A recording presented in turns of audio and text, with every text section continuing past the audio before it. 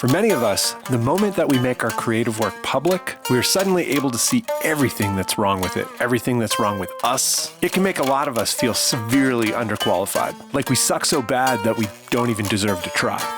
I've been facing that a lot lately, and it's in these moments that I try to reflect on this quote by Jim Watson. If you're going to do anything big, you are by definition unqualified to do it. Hey, I'm the Bun, that 50-year-old baritone guy from the internet. We are here to figure out how to earn a living as a solo artist in super niche music in 2022. And we're going for it despite challenges like Asperger's, mere movement, or average musical skill. Are there opportunities in our problems? I'm now in my 6th month of building my super niche artsy sludge empire. I set out on this solo mission in December just prior to turning 50 years old. Every day I get caught up in a negative loop of some kind. Am I wasting my time? Is this a pipe dream? Am I a legit artist? I don't know what I'm doing. Everything is stacked against me. And of course, all of this reminds me of the list of challenges that I'm facing. I share all this not seeking sympathy, but to motivate those with parallel kind of interests. To share that I'm a really flawed person myself. Everybody can do their own version of something like this in spite of their flaws. Good work is rarely fast or easy.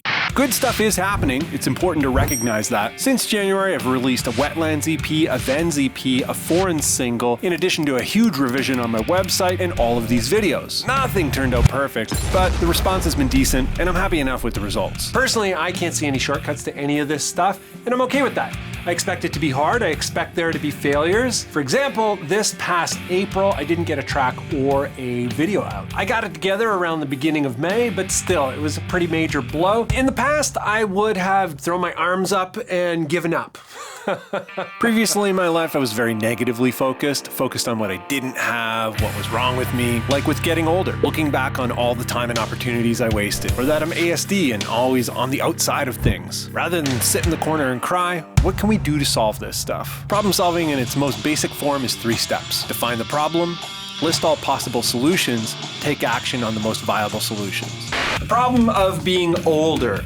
Looking back and regretting, looking forward with fear. The number one thing with that for me is to just be present. Focus on the time that I have right now. The future hasn't happened yet. The past is gone. And participation. Making sure that you don't become this old, isolated, jaded person. ASD, autism. I have mild autism. Biggest thing for me so far has been studying. What is being ASD? What is a neurotypical person? Be very present in the moment, scan, apply your understanding to the world, try and make sense of it. Problem of lower talent, lower musical ability than the pros? Definitely study and practice. Mirror movement. My hands do the same thing. It's neurological. Practice differently. Recognize your physical limitations and practice according to them. Low financial resources, low resources. I used to get really caught up in this, and sometimes I still do. Focusing on what I have and what I can do right now, that has been huge. The other thing with money is make revenue a bit more of a priority, make business a bit more of a priority. The massive workload, it's a problem. I don't have to do all of it today. Don't worry about the mountain, worry about each boulder. Maybe one day I'll reach the summit, boulder by boulder. Maybe it's not even about the summit. Maybe it's about every boulder. I'm starting to think that it's more about the boulders.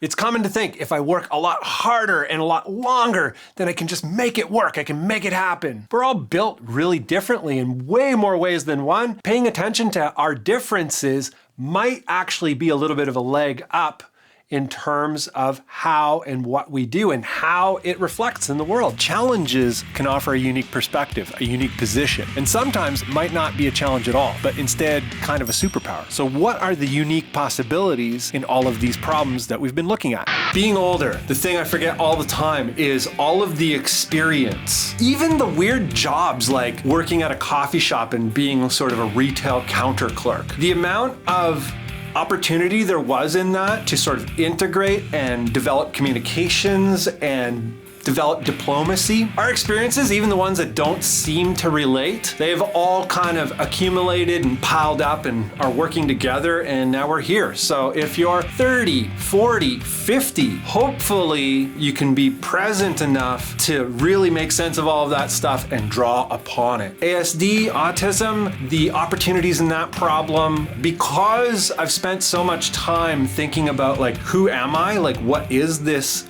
autism thing, and who is the neurotypical world? How do they function? I think it demands presence, being in the moment and scanning what is happening, because it's so important for me to try and make sense of the world because I've been on the outside of it for so long. The lower musical skills, one of the things about that is it forces me to be more creative. Because I can't do what everybody else does, there's this advantage of like, okay, well, I know what everybody else does. It's very clear to me. I'm gonna do something else. A lot of times I try to do the opposite. Heavy music, they play really fast. I'm like, I will never play fast. It takes that pressure off and it creates this opportunity. The low money resources problem, the big advantage there, being present. Like, what do I have? What can I do with it? And be thankful for what I have. The last thing about low financial resources is I'm really comfortable with very little. I gotta say, for me, it's been very empowering to accept my unique ability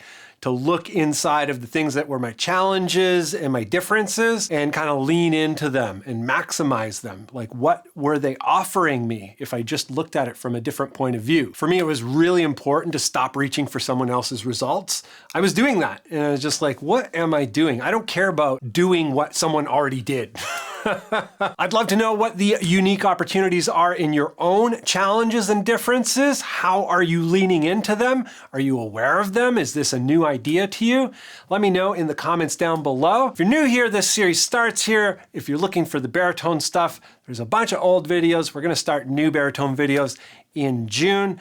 Otherwise, that's it for this one. I hope you liked it, and I hope to see you in the next one.